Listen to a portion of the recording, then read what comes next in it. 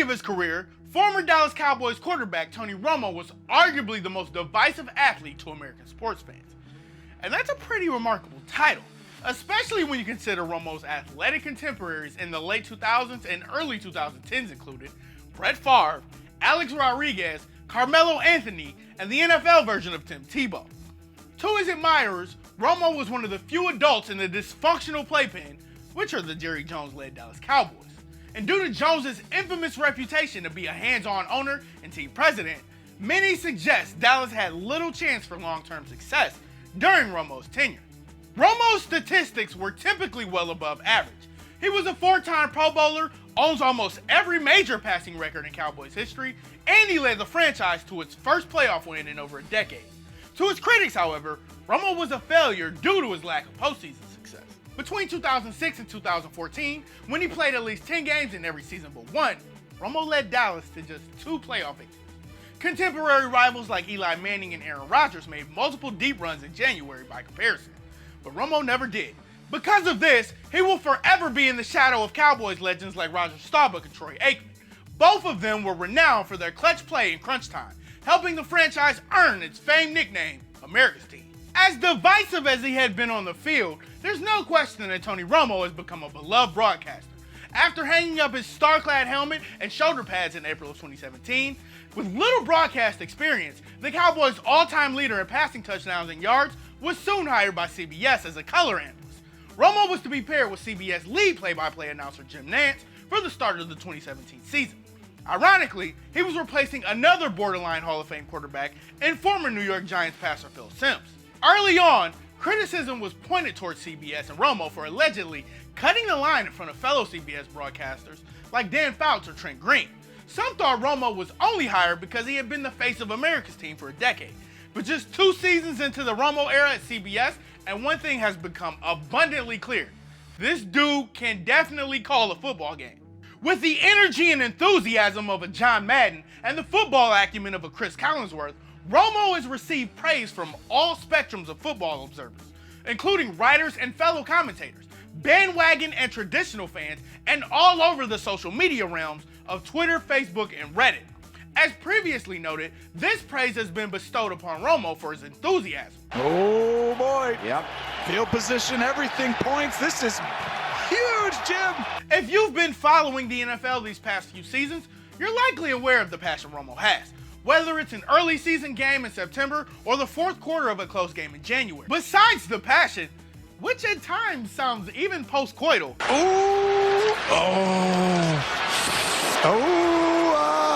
Romo is also renowned for his ability to correctly predict offensive plays and defensive formations from the broadcast booth. Having played so recently in the NFL, Romo is still up to date with much of the game's offensive and defensive philosophies. Gotta chip with him, and throw to Edelman over the middle of the field. Pass down the middle, caught, Edelman. By comparison, while someone like Fouts or Fox's Daryl Johnston or Rondé Barber are very fine broadcasters, the game has shifted dramatically since their final games in the league. As such, they'll never be able to give us the same pre-snap read that Romo has delivered from the booth over the past 2 seasons. And with the 2018 landmark Supreme Court decision to allow states to legalize sports gambling, if Romo remains in the booth, his voice may become even more valuable than ever. With all that being said, after watching Romo break down and predict some of the biggest moments from this past AFC Championship between the Patriots and the Chiefs, running back's got to help, so he has time to throw. Once again, Edelman in the middle of the field. Pocket sealed, down the middle, Edelman again. We here at TPS can't help but think that his ability would be very useful for an NFL franchise. If Romo can predict every play the Patriots were running, you can't help but think he could have helped Andy Reid slow down Tom Brady and company. With his expertise in the booth, seemingly knowing the plays before they're run, many have wondered recently if Romo could make the jump into a career in coaching. Sure, he may not have a relationship with Los Angeles Rams wonder kid Sean McVay, and that seems to be a credential that every NFL franchise wants in their new hires.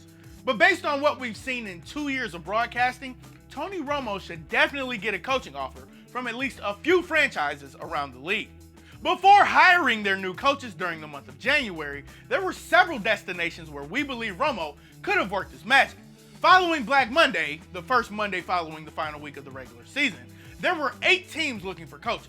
the Arizona Cardinals, Cincinnati Bengals, Cleveland Browns, Denver Broncos, Green Bay Packers, Miami Dolphins, New York Jets, and Tampa Bay Buccaneers. Among these franchises, we at TPS think Romo would have fit perfectly with the Cardinals, Browns, Jets, or Buccaneers. The Bengals, Broncos, and Dolphins all have very questionable quarterbacks for a fresh-faced new coach. And Andy Dalton, the Red Rifle, has been more like a toy pistol these past few seasons. And we don't imagine Romo leaving his cushy new job for a cluster of average quarterbacks to go between 6-10 and 8-8. Though Aaron Rodgers is arguably the best quarterback in the league, the generational talent who has garnered a reputation as being a bit difficult to coach. To pair one of the game's biggest names with a popular former quarterback who Rodgers had consistently beaten in most of their big matchups, you'd have to think it would be a bit challenging for a new coach like Romo. And that is why Romo would be best fit to coach the Cardinals, Browns, Jets, or Bucks to success. Clearly, with all rookie quarterbacks this past year, Josh Rosen, Sam Darnold, and Baker Mayfield can each learn a lot from a former quarterback who was still playing the game when they were in college. We also threw in the Tampa Bay job due to Jameis Winston.